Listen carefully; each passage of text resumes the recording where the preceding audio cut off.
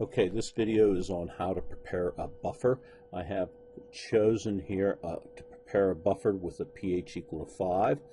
We're going to make 2 liters, and the concentration is going to be 1.0 molar. What that means is that the concentration, the total over here on the right of the weak acid and its conjugate base, or the conjugate base and conjugate acid pair, is 1 molar. The total concentration of all the buffer species is 1. That's what that means. Okay, so I picked acetic acid when I did these calculations. The pKa is 4.757 right here. But when I looked at this a little bit farther, I saw other ones that were better. Here's butanoic acid, 4.819. Remember, you want to be as close to the pH, the pKa wants to be as close to the pH as possible. So the butanoic would be better, but as long as you're within plus or minus 1 p unit of the pH, then you'll be fine. Okay? Any farther than plus or minus 1 is not going to be good. And you have to memorize that because the buffer ratio is 10 to 1, as talked about in previous videos. All right. So to start this, we go and put down the Henderson-Hasselbalch equation. Here it is, pH equal pKa plus the log of the base over the acid. And when I plug my numbers in, I'm after pH of 5. pKa of acetic acid is 4.75, and all I have to do is solve for the base over acid ratio. And so when I do the math, I end up with B over A equal 1.750, so B equal 1.750 A. That's the ratio. Okay, now the other piece of information is I know the total moles, and I'll get that in this manner. I know the concentration is equal to 1.00 moles per liter, and I have 2 liters, so that gives me 2.00 moles of conjugate acid and base total. So that's real easy. N total is equal to 2.00, and that's equal to B plus A. So I'm in a situation that you guys should all be familiar with. I have 2 equations, oops, wrong thing, 2 equations and 2 unknowns. So you can solve this, and I'll write down the solution process here. Okay, I just wrote down the solution, and you'll notice some things here. What I did was I plugged in this equation into B, okay, and that gave me 2.0 equal 1.750 A plus A.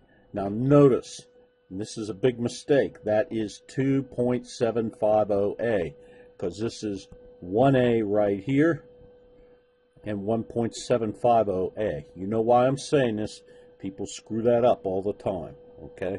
Including myself. So that gives us a solution, A equal 0.7273 moles. We plug that back in to our N total, and I get 2 moles equal 0.7273 for A plus B, okay? And that gives us B equal 1.2727 moles. So that's the acetate ion, and this is the weak acid. Okay, so now that we know A and B, we can start to try to get those. So here we go with A equal 0.723. There's several methods that you can use. Method number 1. I got the wrong thing on. Method 1 is going to be just weigh them out. Weigh 0.7273 moles of acetic acid. That means you have to use molecular weight and weigh 1.2727 moles of the acetate ion. Now you're not going to find AC minus. Remember, you're probably going to find sodium acetate, but the moles will be the same. Acetic acid is a liquid, might be hard to weigh, so there might be other methods. You can get moles through all these methods. Molarity and volume. I could have solutions made, okay, or I could weigh solids and get moles that way, or I could get a volume and density, use the density to get molecular weight, or to get mass. I have to use the molar mass too. Okay, so 3 ways to get moles. Weight,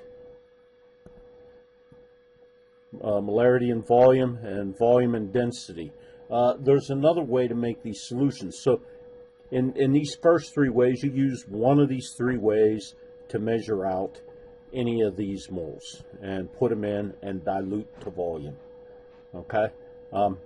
Another way to do it, and typically is done quite a bit, is to take the acid and react it with some strong base. So if I take acetic acid and I react it with sodium hydroxide, I get sodium acetate plus water, and that's an if table. And I could take 2 moles of this. I could just weigh out 2 moles of this, or get it through volume, or however, any of my 3 ways above, and then add some moles of sodium hydroxide, and I would add X moles. And so I get 2.00 minus X, 0, and X, and X, and I know that this is the moles of acid, and I know this is the moles of base I need. So these X's are the same. It tells us the number of moles of sodium hydroxide has got to be the number of moles of sodium hydroxide has got to be the moles of NaAC, because it's a 1-to-1 ratio, and our if table is going 100%. So you can just do it that way. Measure out 2 moles of acetic acid, add some sodium hydroxide, the correct volume in moles, and that will give you the amount of sodium acetate. So what I'm going to do on the exam to you guys is I'm going to ask you to prepare a buffer. So typical question is prep a buffer, and I'm going to give you stuff, and I'm just going to give you chemicals. I'll tell you what they are, and you got to pick the right buffer.